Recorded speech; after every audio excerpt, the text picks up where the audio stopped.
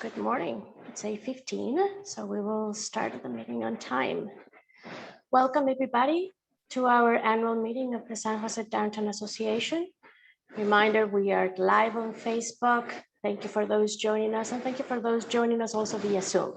You can always use the chat, but we will not be answering any questions live. My name is Katia McLean. I am the managing principal for Steinberg Hart and president of the board for the San Jose Downtown Association. You will hear today from many of our volunteers like myself that are committed to make San Jose Downtown a vibrant place to live, study, work, eat, and play. Not too long ago, I read a quote, "Don't expect to see change if you don't make one." I started thinking about it. That's exactly why I became an architect, to make change in the built environment, in housing projects, in civic buildings, in educational spaces, in communities, in people's lives.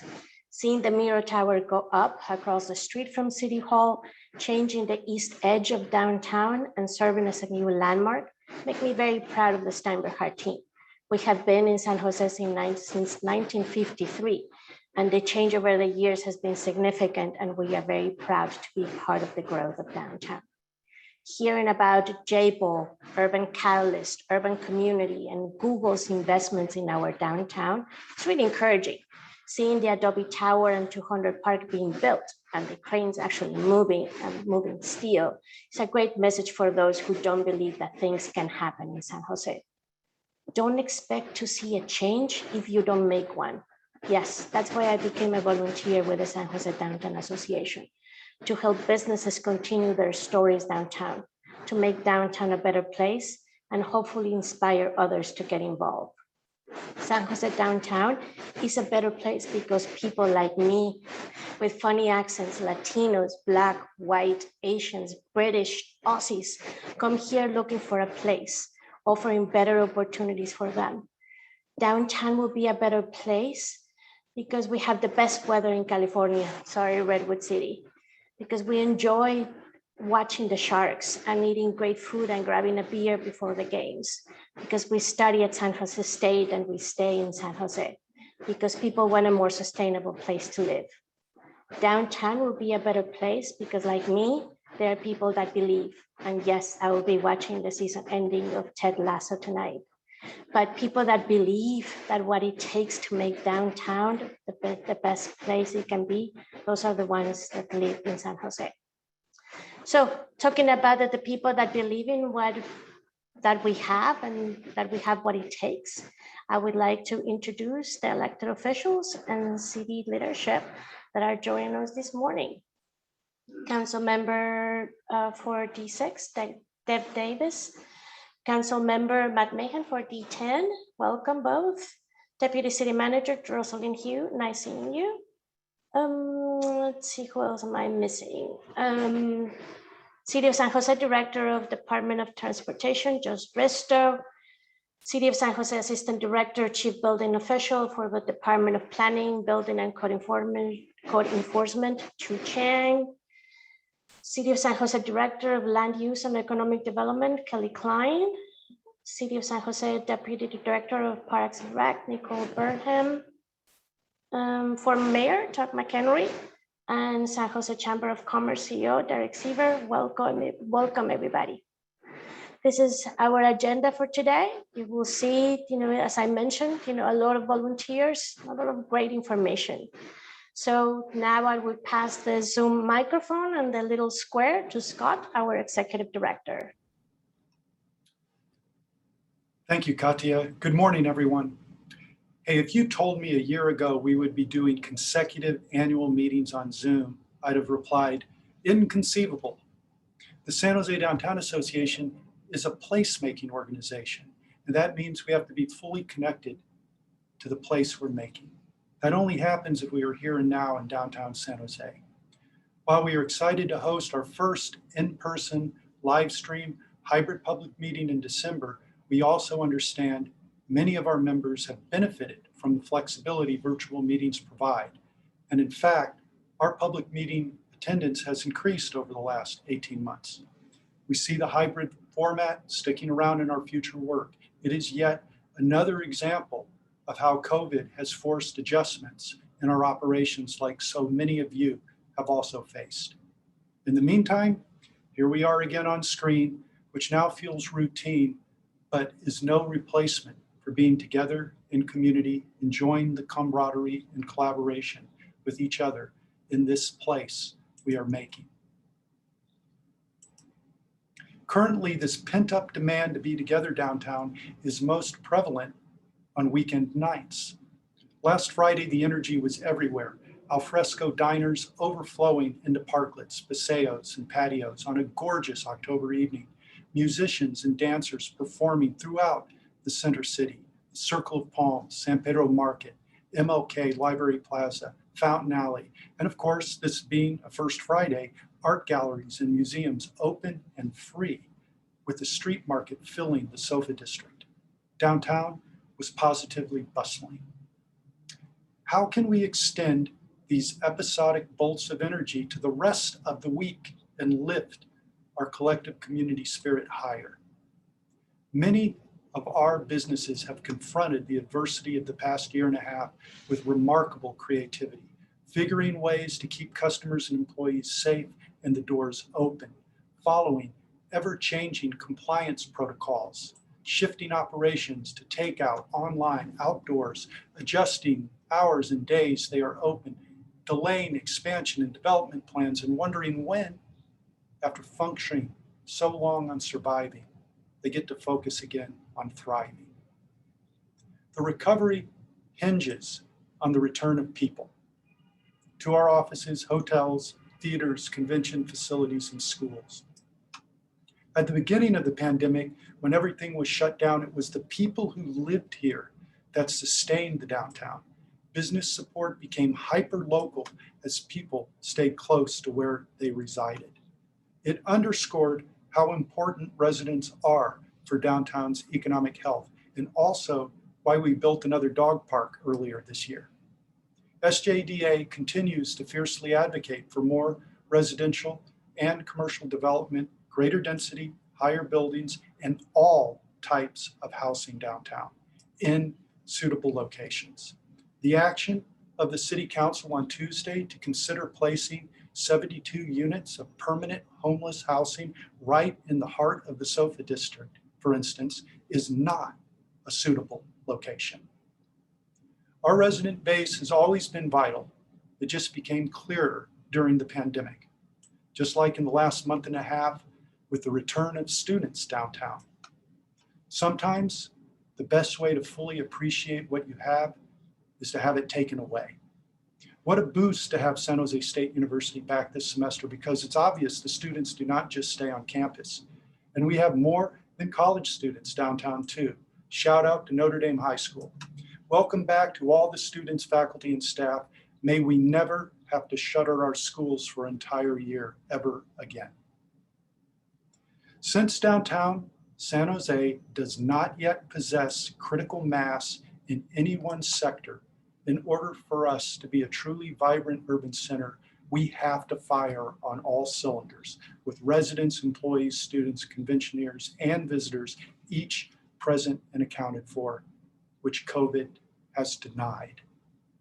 What has really hurt our recovery lately is the tentative return to the office that keeps getting pushed with every new uncertainty around vaccination mandates, hybrid work rules, and new variants. The urban service economy, crushed by the pandemic and remote work, is more fragile than ever, embracing for even more change as business travel, convention meetings, hotel occupancy, and office caterings ever so slowly rebound. There is some measure of optimism here as many employees are eager to return to the office for both the social engagement and advancement opportunities, while many employers recognize the productivity gains of having workers together in person at least a few days each week. With greater pressure on the value of the office environment, place matters more than ever. People need reasons to work in downtown San Jose. Where their jobs are located must be clean, safe, attractive, and fun. Of course, the same thing with where they live. There needs to be vivid public spaces with interesting storefronts offering diverse choices for strolling, eating, drinking, and recreating.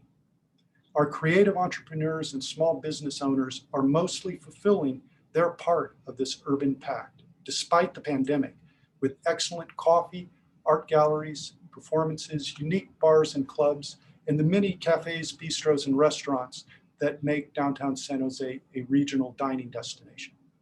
However, we have lots more to prove on clean, safe, and great public spaces. The highly regarded services of groundworks have been essential from the beginning of COVID. Pressure washing, hotspot cleaning, disinfecting public furniture, picking up garbage. While there has been less people overall downtown during the pandemic, the unhoused population increased. With every passing day, more of the work performed by groundwork staff entails cleaning up after the homeless. Some of this is to be expected. Think about the amount of trash each of us accumulate and throw away or recycle in a day, or the number of times we use the restroom. Those living on the street are generating trash and relieving themselves too, and many without access to proper facilities. In the downtown core, who do you think collects the garbage and human waste and then washes the sidewalks? When a dumpster diver strews trash all over the street, who picks it up? Who is making contact with our rough sleepers each morning, 7 days a week in the foyers of downtown and asking them if they are okay and willing to be connected with social services? The groundwork staff does all this and more, and yet it is markedly not enough. San Jose took a step backwards during the pandemic when we stopped abating encampments and relinquished many public spaces, parks, sidewalks, creeks, freeways, to fall into squalid, disgraceful condition. Without sanitation, garbage cans, or toilets, the camps often are rampant with feces, urine, needles, trash, and rats. Even right in the middle of San Jose's Central Park during the last holiday season, when SJDA installed decorations in Plaza Park, we maneuvered with difficulty around tents, filth, and fires being set. It wasn't until this spring, thank you Deputy Chief Stan McFadden and Beautify San Jose, that the Plaza Park tents were finally cleared. Yet these obvious health and safety hazards persist and multiply in parks, trails, underpasses, vacant lots, and many other locations across the entire city.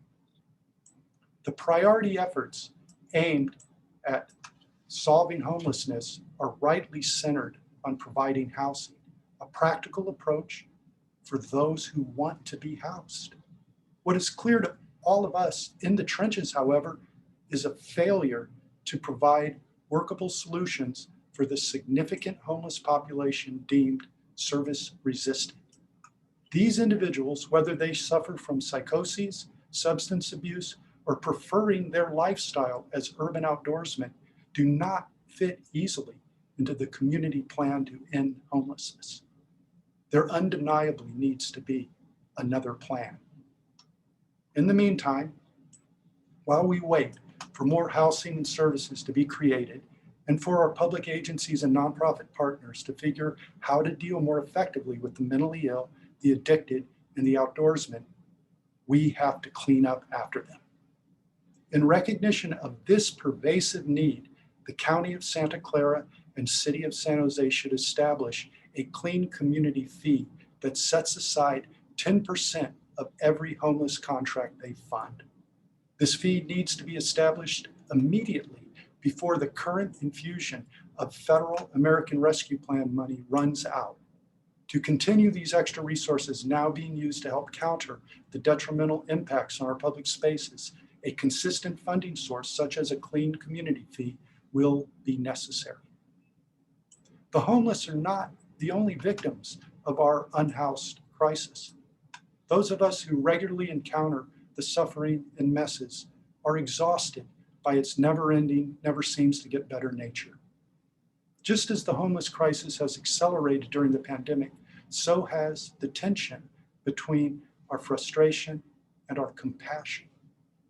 San Jose Downtown Association will always be part of the solution, so our groundworks teams, comprised of multiple staff with lived homelessness experience, continue their daily commitment to cleaning up and checking in. For those few areas in the county where special assessment districts like the PBID provide enhanced cleaning services, perhaps a new community fee could fund additional services or help repair storefronts when service-resistant individuals, usually captured on camera, break windows, burn doorways, vandalize planters or other property. Real costs to our members. We know the frustration has grown exponentially around this issue because as we plan for another 10 years of groundworks and the PBID, property owners are offering to pay for more services. Why? Because as a community, we have allowed untreated public mental illness. And no one else seems to want to deal with the half-naked man screaming uncontrollably on the corner of Santa Clara Street. Some people are simply incapable of taking care of themselves and are a threat to themselves and others. The streets of downtown are not a safe place for them. Although our organization is not a human services agency, our members trust us to be accountable with a new program proposed through the PBID that would add specialized social impact skills to our staff.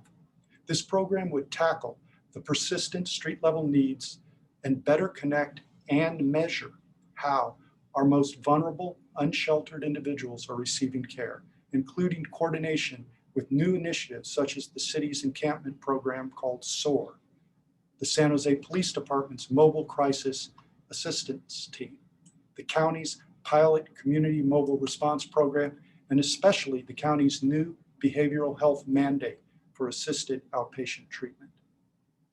Our promise is downtown will be cleaner and safer.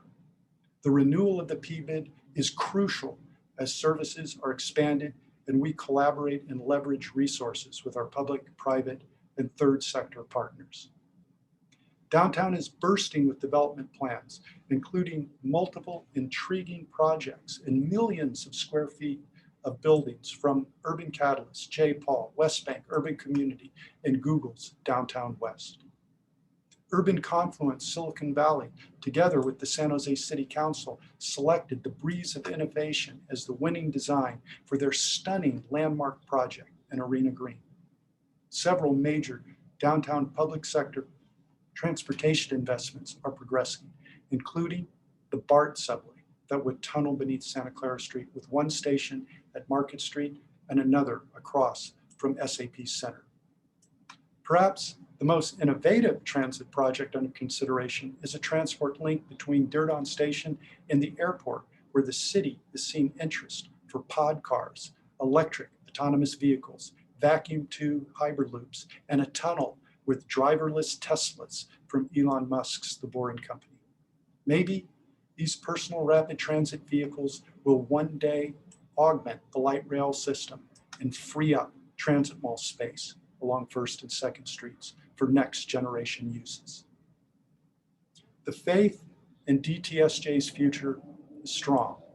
People are hardwired for connections with each other. This has always been a primary attribute of center cities. The San Jose Downtown Association is working every day to manifest recovery and push downtown to enter our roaring 2020s. We are going to renew the PBID for the next decade, refresh and restate our SJDA brand value proposition, reprise the downtown ice rink, launch a new 5-year initiative to better link our districts and activity centers, and continue to reliably promote the businesses, events, and experiences that define downtown San Jose. We do this work together, and there's nobody better to tell you about it than the 15 community members, all volunteers, who will present next. As you listen to their reports, you join in the collective joy of people engaged to better their community. Thank you for participating with us this morning. Please enjoy the rest of the meeting. Thank you, Scott. And I missed somebody, one of our elected officials and city leadership. So if I missed anybody, let me know. But Santa Clara County Assessor Larry Stone is actually joining us this morning. So thank you again to all of you that are joining us and being with us this morning. As you heard in Scott's remarks, the PBID is more important than ever for downtown. And this is clear in the stabilization plan. And now we are in an active period over the next 8 months to renew the PBID for another 10 years. Here to give us an update is the president of the PBID Board of Directors, Chris Fries. Good morning and thank you, Katia. My name is Chris Fries and I am the chair of the San Jose Downtown Property Owners Association Board of Directors, or commonly known as the PBID. Established in 2008 and renewed in 2012, the PBID is focused on enhanced, clean, safe, and beautiful services in the downtown core. Here's an outline of showing our scope of services in our premium area, our more basic zone, and our business improvement district zones. Covers quite a large swath of downtown and expanding into the annex west side of downtown across 87. For fiscal year 2020 and 2021 was another year where we adjusted to the new normal life of varied COVID restrictions and drastically reduced pedestrian foot traffic in the downtown. Throughout all these shifting restrictions, our groundworks team has been working 7 days a week to help keep downtown clean and safe. Our pressure washers responded to almost 9,000 hotspots or messes requiring immediate attention across the downtown core. Our pan and broomers removed over 400,000 pounds of trash and debris from the public right-of-way, gutters, and public litter cans. Graffiti also kept them busy, removing over 16,000 graffiti tags last year alone. Our safety ambassadors are the eyes and ears of our team, connecting with business owners to address concerns, coordinating with social service providers to refer individuals in need, and providing directions as people move through downtown. Our safety ambassadors are able to provide escorts within the district if you feel uncomfortable walking from your office to your car. Like all of our groundworks services, safety ambassadors are reachable via the dispatch number for groundworks, which is, for those who don't have it, 408-287-1520. The PBID also provides enhanced landscaping services. Pictured here is Primo watering some of our beautiful flowered pots, and it's a big part of our program in terms of beautification, trees, and landscape potted plants along our downtown streets. In addition to maintaining the public right-of-way, the PBID has added vibrancy to the downtown core through our street life programming. We've expanded our enhanced lighting to include 3 locations with fully programmable lights: Circle of Palms, Post Street, and San Pedro Arc. Community and civil groups can apply to turn these programmable lights a specific color to bring awareness to a cause. And we can go teal when the Sharks hopefully make the playoffs this season. Capital projects continue to be a part of our street life programming. The Sofa Pocket Park was completed on June 30th. Here we are, some images of the grand opening ceremony. It was a partnership between Vegilution, the PBID, and Urban Community. We are proud to note that for every $1 of assessment funding spent on the Pocket Park, we leveraged an additional $1.23 of sponsorship, in-kind donations, pro bono work, and partner contributions. Vegilution is programming the garden on a weekly basis. Check out their social media or event calendar for upcoming events. And the dog park portion is open daily and features separate big dog and small dog sections.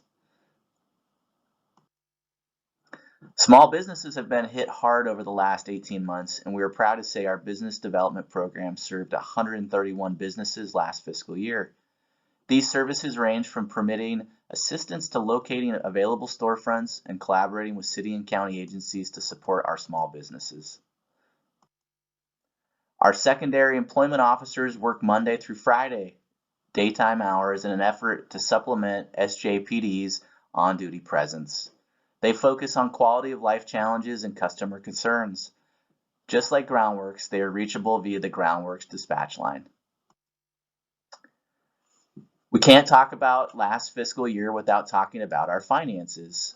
The PBID started the year strong with the beginning funding balance, also called reserves, of about $1,150,000.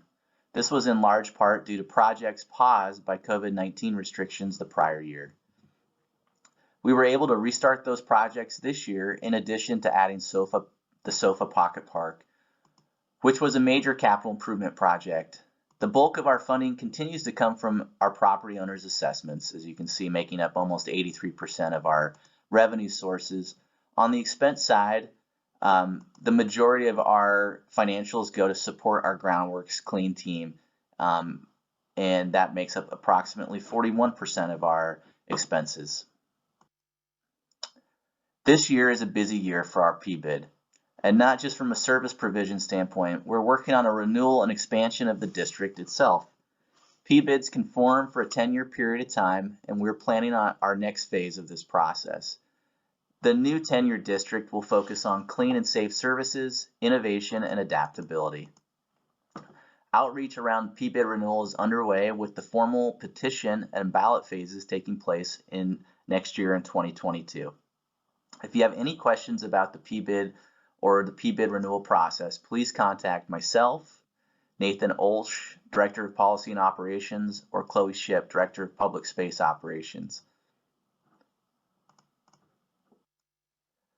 Lastly, I'd like to thank Christy, Ted, and Dan for taking on another term on the PBID Board of Directors. All of our board members are volunteers and help guide the PBID's programming and direction. Thank you and congratulations.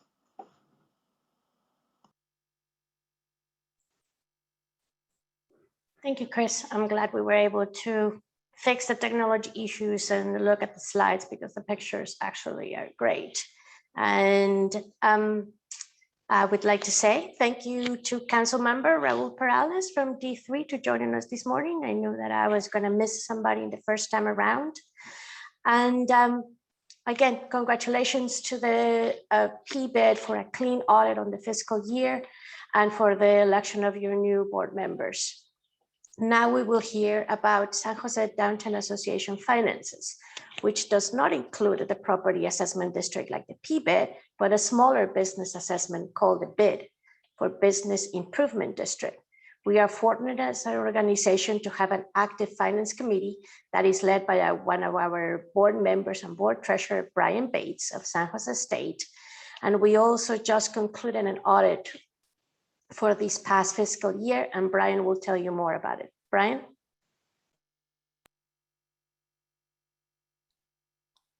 Good morning. I'm Brian Bates, Associate Vice President for Alumni and Community Relations at San Jose State University, a downtown resident and treasurer for the San Jose Downtown Association.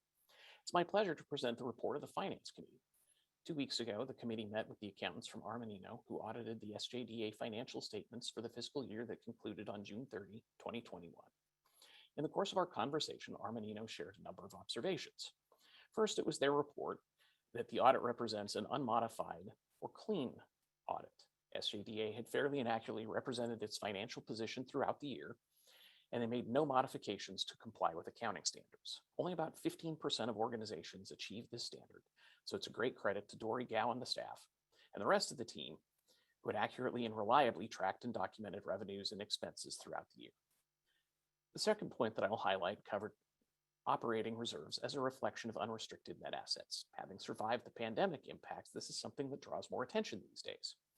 The recommended standard for operating reserves is at least 3 months of expenses. As of this audit report, SJDA held about 4.5 months in reserve, and that's a number that many organizations are unable to maintain. So let's take a look at the end of the year numbers, where we see about $2.23 million in revenue, which includes the BID contract and the city contract that you see in the blue wedge and the red wedge. Those represent about half, a little bit more than half of the revenue this year, when they represented only about a third of the revenue a year ago. So this chart looks a lot different because there were only 3 wedges. Now you see the PPP loan in green, and what you don't see is the majority of the revenue that had been in the form of our events. This reflects the beginning of the change in SJDA's business model as the stabilization plan is implemented. But the good news is that expenses were effectively managed, coming in at $2.19 million. This chart shows that nearly 80% of the revenue goes directly back into the programs and services provided by SJDA and maintains the 80-20 ratio or thereabouts that we saw last year, where only 20% of the revenue goes back into management and operations. This is another positive sign that the money received by SJDA gets put to work serving the members of the organization and the downtown community.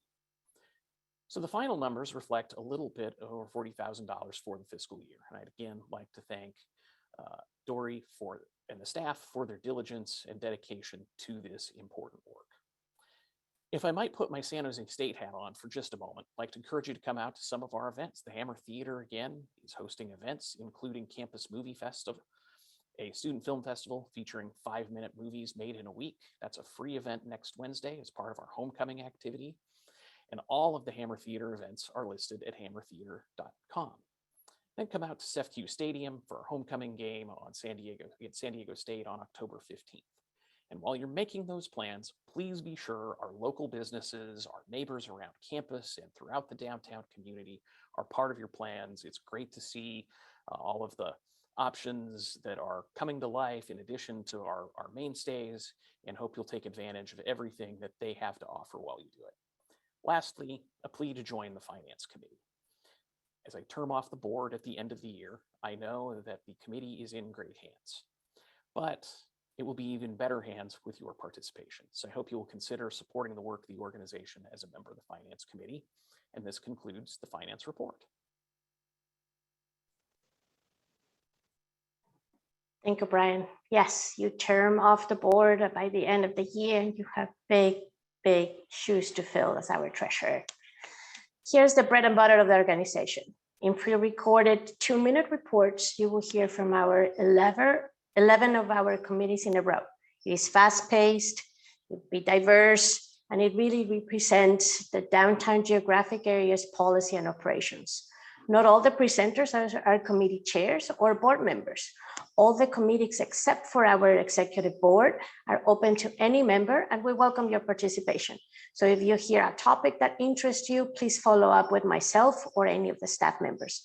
Enjoy the committee reports. Jessica, go ahead.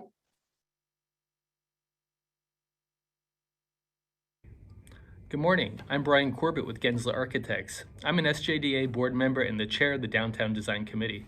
Our committee consists of a group of architects, designers, planners, and urbanists advocating for design excellence in the downtown core. This past year has been an exciting one for architectural design in downtown San Jose, with multiple projects proposed that continue to raise the bar year over year. In fact, many of these projects scored some of the highest marks from our committee yet. Collectively, combined with the projects already in our pipeline or under construction, a vision for the future of San Jose's built environment is starting to take shape. We assess these projects based on our rubric of 11 criteria, including, among others, density and massing, parking and access, outdoor amenity space, pedestrian scale design and vibrancy, legacy and preservation, and sustainability. The projects we reviewed this year include West Bank's Arbor. It's a 500,000 square feet of commercial office space designed by Studio Gang. In fact, this is the first project to receive an Exceed Criteria designation for sustainability. The committee was especially pleased to see the adaptive reuse of the Davidson building as part of the development. Another West Bank project, Park Habitat, is 1.2 million square feet of commercial office space and an expansion of the Tech Interactive designed by Kengo Kuma. We also reviewed West Bank's Energy Hub, a 730,000 square foot mixed-use development adjacent to Fountain Alley and designed by the Bjark Ingels Group. It'll include retail, residential, and office space. We also reviewed Urban Catalyst, Icon, and Echo. It's a mixed-use development near City Hall that includes 420,000 square foot of office space and over 300 units of residential. And lastly, we reviewed Urban Community's Neighbor Project, 3 towers of residential development that look different than most residential towers we've seen in San Jose before.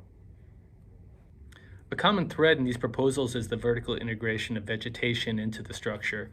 The committee appreciates this direction as a new defining feature of San Jose high-rises. That's also a nod to our wonderful climate and our outdoor lifestyle.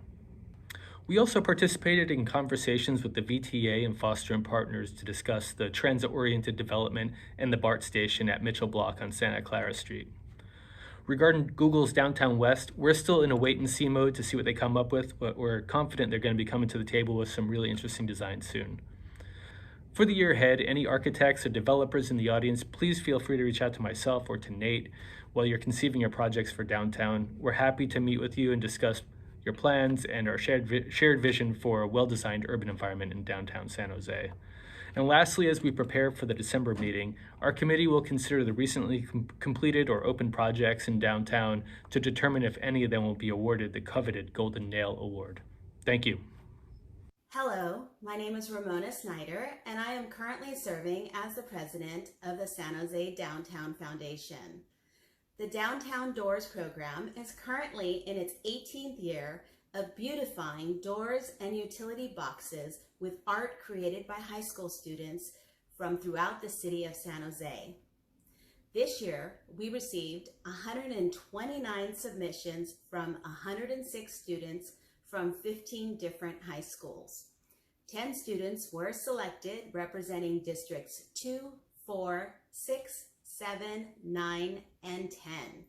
Each student will receive a $300 honorarium, and their art teacher will receive $650 to use toward the purchase of art supplies for their classrooms.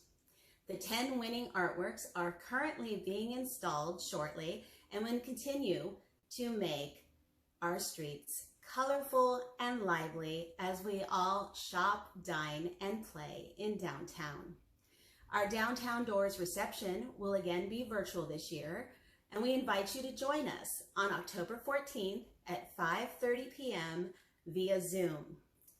You'll get to see the 10 winning pieces of art that were selected, as well as hear a personal video message from the artists themselves about the meaning behind their artwork. And lastly, we could not do this program without sponsorships and donations from people like you. So please consider donating at sjdowntown.com/doors. The donate button is right there. Thank you for your support and have a great day. I hope to see you downtown soon. Hello, I'm David Whittle, Flaherty's Irish Pub and 5 Points Cocktail Bar. How's it going? My name's Randy from Sushi Confidential. And we're here to show you how great San Pedro area is with its great outdoor dining, eating and drinking. Let's go. Let's go, come on.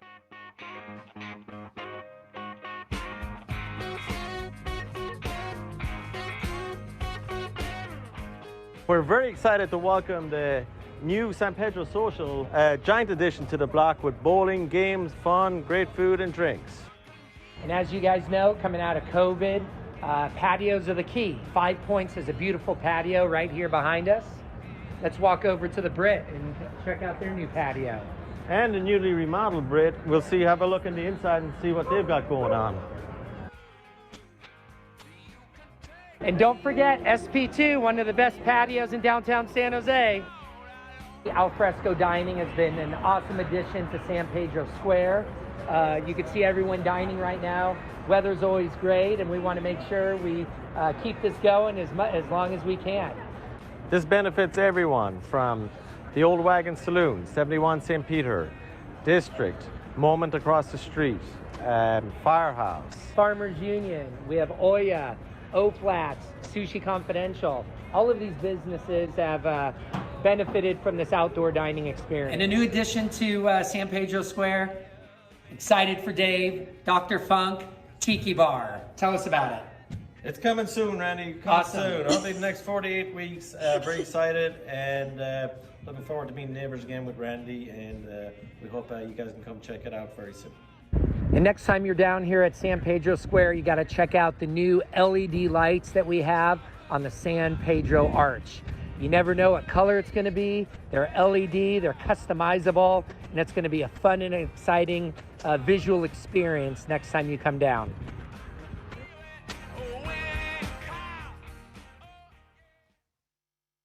When asked to describe the SOFA district, sometimes I think of the Indian parable of the blind man describing an elephant.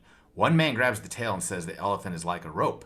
Another grabs the trunk and says it's like a snake. And a third grabs the leg and says an elephant is like a tree. In truth, while each of the blind men are correct in their own way, it doesn't tell the full story of the elephant. In the same way, I think it's difficult to tell the whole story of the sofa.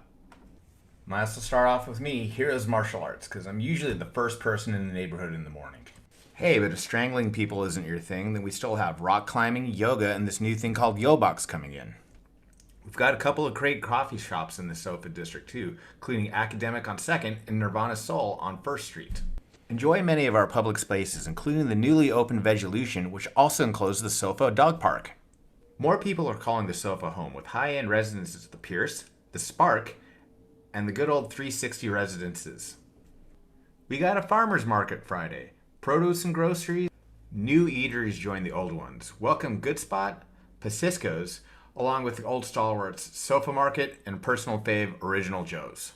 The SOFA First Fridays Art Walk is back in a big way, leading the charge for the Arts District, including the Makla, the ICA, and the Quilt Museum are all reopening to the public. Hey, do you like games? Level Up is teamed with Uproar to bring old school arcade games plus beer. Gotta love that. Plus now the Guild House has opened up, which brings esports, tabletop gaming to the largest venue in the SOFA. I can't tell you how much we miss live music in the SOFA. Thank God for the SOFA Street Fair, and the Ritz is back. Enjoy the show. And our dedicated nightlife spots are back, including Haberdasher, Aura Lounge, and the Continental. So yeah, that's the day and night tour of the SOFA district, the most happening district in San Jose. Come by anytime, big things are happening. Hi, my name is David Buchholz, and I'm chair of the Advocacy Committee for the Downtown Association. I'm a 25-year resident of Nagley Park, and I've been working downtown for the past 20 years with Collier's Commercial Real Estate. Like many of you, I have a vested interest in the success of downtown as not only the cultural center of Silicon Valley, but as an active, safe, family-friendly destination where both businesses and families can thrive. The Advocacy Committee is where many of the Downtown Association policies come to life and are nurtured into policy positions on all things big and small.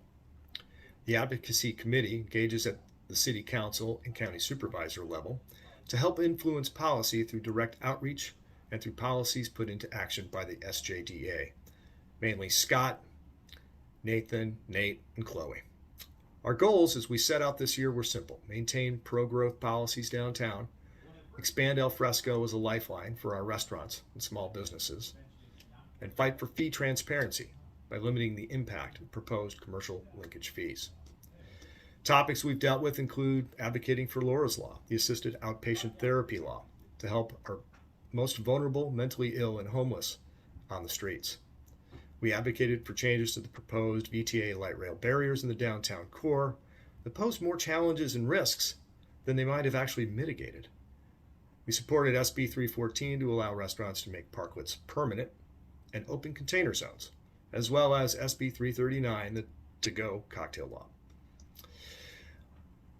We pushed back on other onerous labor law changes impacting the hospitality and service industry. We support the efforts of the SOFA district to identify opportunities for additional parking, resources, and greater safety. And we've also weighed in on many other issues, including changes to the new crane policy. We welcome your participation and hope that you will join us on our monthly advocacy calls. Please reach out to Nathan Olsch to be included on our monthly Zoom calls until such time we get to meet in person again. Appreciate your support. Take care. Hello, I'm Joe Salvato, Deputy Director with Guadalupe River Park Conservancy and a member of the Homelessness Ad Hoc Committee. Our committee is made up of SJDA and PBID board members, as well as business owners, nonprofit staff, and residents in downtown. Our goals are to utilize advocacy, education, and partnerships to mitigate the impact of homelessness for downtown area business and property owners, residents, visitors, and unhoused individuals. Impacts of homelessness include the overall health and well-being of all San Jose residents, a lack of adequate shelter and services, the overall cleanliness of public and private spaces, and the perception of safety in downtown. This committee helped shape SJDA's role in homeless services and advocacy on related issues. The global pandemic we're still grappling with has underscored the need to take action and to provide the right services for our unhoused residents. We're fortunate downtown to have dedicated outreach staff, and PATH has been able to provide vital services to many of our unhoused residents. However, many of our most vulnerable unhoused individuals are still sleeping on our streets. They need more intensive services than currently available, and they need the services to come directly to them. Downtown needs mental health care workers in the field, coordinating outreach, responding to requests for services from the public, coordinating services with other relevant service providers, and evaluating the needs of our most vulnerable individuals 5 days a week. We look forward to working with county and city staff, as well as social service agencies, on the implementation of assisted outpatient treatment and the county's pilot community mobile response program. If you feel passionate about changing the lives of unhoused individuals in downtown and want to create a downtown that is welcoming and safe for all, consider joining us, the Homelessness Ad Hoc Committee. You can contact Chloe Ship on SJDA staff for more information. Thank you. Hello, I'm Sarah De La Riva, Property Manager for Rubicon Point Partners and Commercial Property Owners and Managers Committee member. The Commercial Property Owners and Managers Committee focuses on topics relevant to managing commercial space in downtown: construction, public safety, cleanliness, and downtown trends. More importantly, this committee provides property managers and owners with a forum for sharing ideas, addressing concerns, and creating solutions. With many of our buildings and tenants experience varied occupancy, we are managing our public and private spaces in new ways. If you are interested in joining this committee or have ideas for meeting topics, please reach out to Chloe Ship, Operations Manager for the Downtown Association. Our next meeting is Wednesday, December 1st at 2 p.m. via Zoom. Check the SJDA website for more information. Thank you and hope to see you there.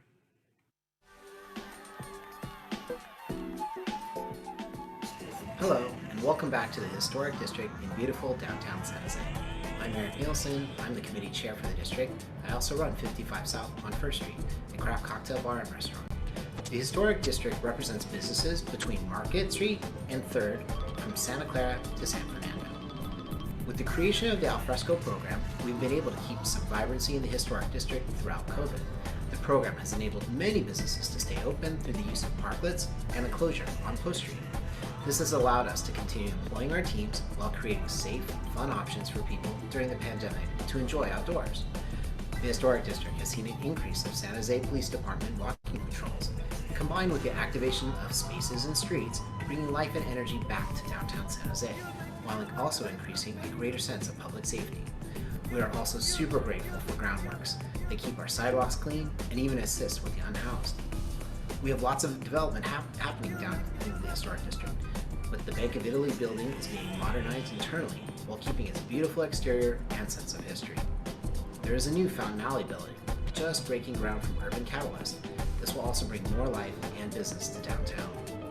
Some entrepreneurs have been busy during COVID, and we have new businesses that have opened or are really near completion as well.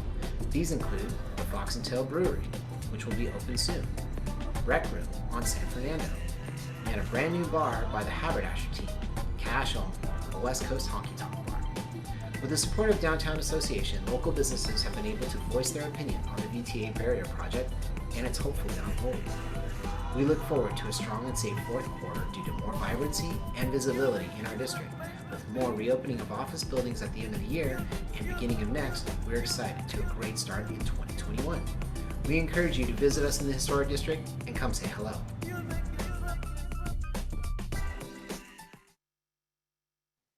Hi, everyone. This is Charlie Foss. I'm the Vice President for Administration and Finance at San Jose State.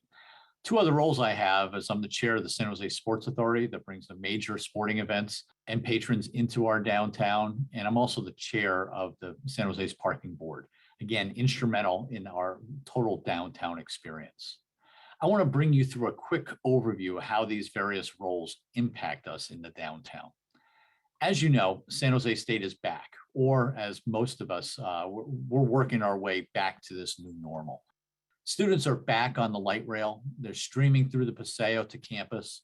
They're engaged in the SOFA nightlife and frequent our bars and clubs and restaurants in the local scene downtown.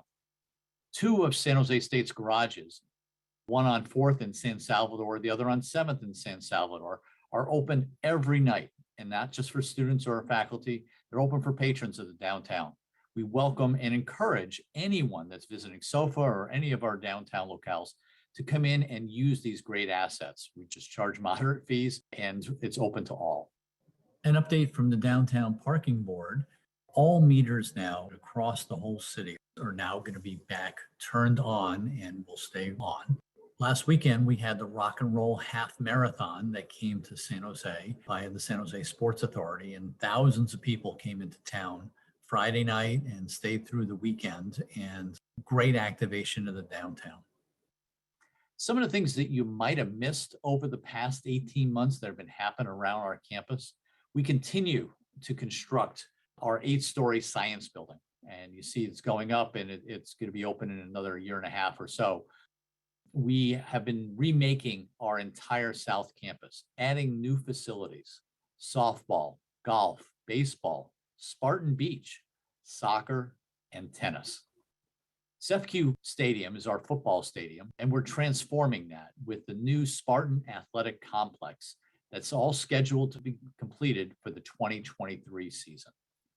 We've also added a new parking garage down on South Campus at the corner of 10th and Alma that will provide game day parking for Spartan Athletics, San Jose Giants baseball, Solar for America Ice patrons, and as the new home of the San Jose Barracuda. This is San Jose's family entertainment zone. Lastly, we have added a new giant scoreboard at SEFCU Stadium and encourage you and your families to attend our next football game on October 15th against San Diego State. I hope everyone has a great day.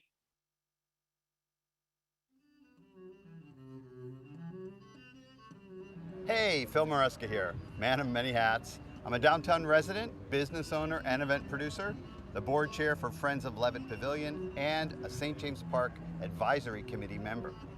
The Advisory Committee cares a lot about a clean, safe, and welcoming St. James Park.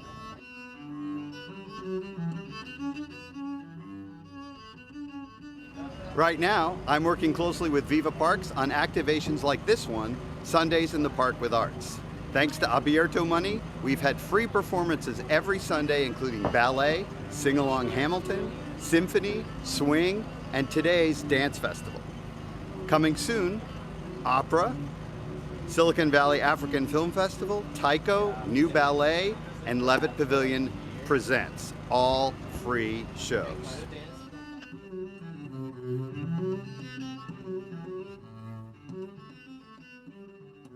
Okay, so let's talk capital improvements. PRNS is continuing now through the design phase, working with CMG Architects team to make the new park vision a reality. A big part of that is Levitt Pavilion, and I'm proud of my board continuing to plan for the successful amphitheater. More on that later.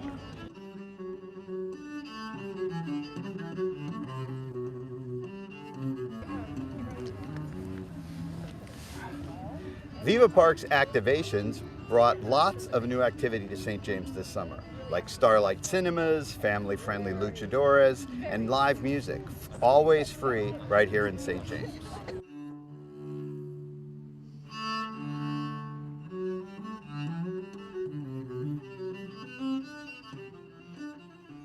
Right here across the street from St. James Park, we've had weekly free food distribution for the hungry through Project Open Doors. There is additional funding for this program through June of 2022.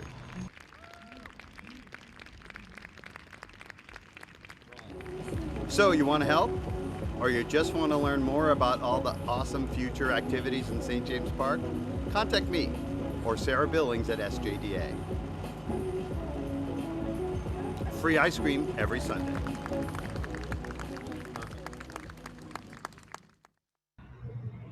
Hi, my name is Frank Wing, and I'm the owner of Academic Coffee and the VP of Marketing on the Executive Committee. The Exec Committee has been following our stabilization plan as our strategic plan throughout the pandemic. Approved in August of 2020, we've been focusing on clean and safe, small business support, social equity, and the PBID renewal. We're making progress. Transferring major events like Music in the Park to other organizations lets the Downtown Association step away from being an event producer and focusing more on supporting downtown businesses and advocacy. We're leaning on the PBID and using data for measuring and accountability. Our goal of social equity is reflected in our executive committee, with the majority of us being women, people of color, and from diverse backgrounds. Our diverse backgrounds let us contribute different perspectives to accomplish the same goal. A recent example being when we talk about issues impacting downtown, such as installation of VTA rail track barriers, we're getting this perspective of local residents, architects, small businesses who are directly impacted by these proposals. And we're happy to say that when a diverse group of people share the same common goal, others will listen. We've successfully advocated for the VTA rail track barriers to be put on hold. More than ever, small businesses are relying on us for guidance. There's no way I would be sitting in my parklet right now without the help of SJDA. Navigating the process of permit applications and even coordinating the delivery of K-rails is a daunting task for many small business owners. It can be a huge undertaking that really takes a village. Right now, people talk about the pandemic and say there's a light at the end of the tunnel. We are that light in that tunnel. We're doing the work and people are looking to us. So join us, join the executive committee. Thank you, and we heart SJDA.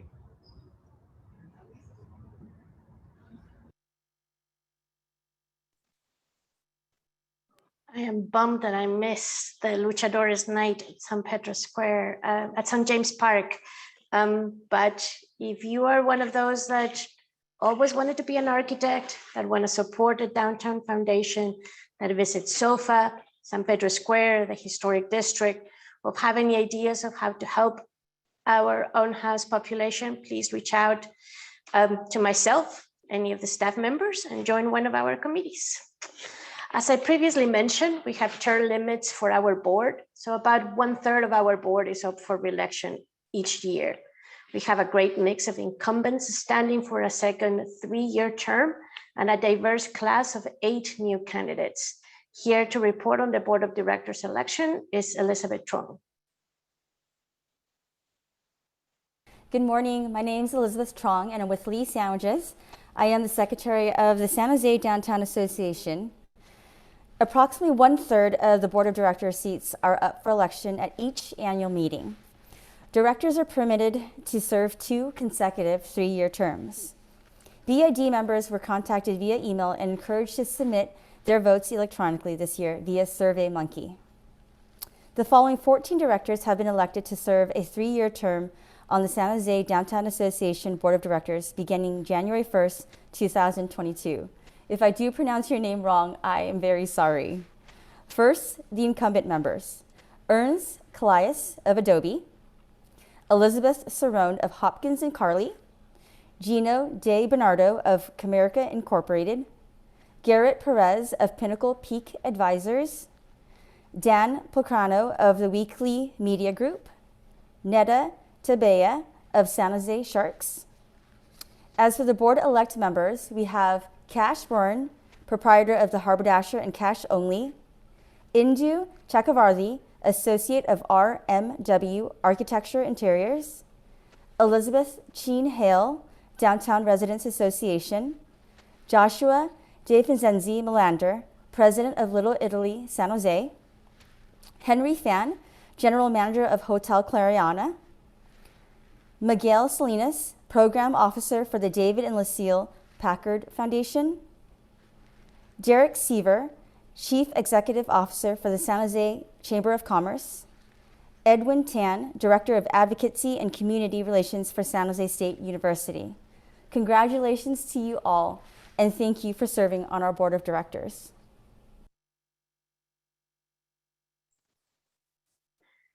Thank you, Liz. And I believe that concludes our meeting. Before you leave, there are some ways that you can keep in touch with us. Don't forget, we have some hashtags, Facebook, Insta, Twitter, and support our groundworks.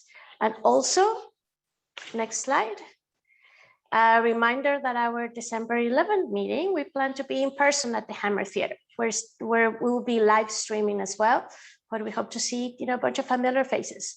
This is our popular year-end review presentation, along with the Golden 8 Awards. So have a great Friday. Don't forget to go to the farmers market, and see you in December. Thank you, everybody.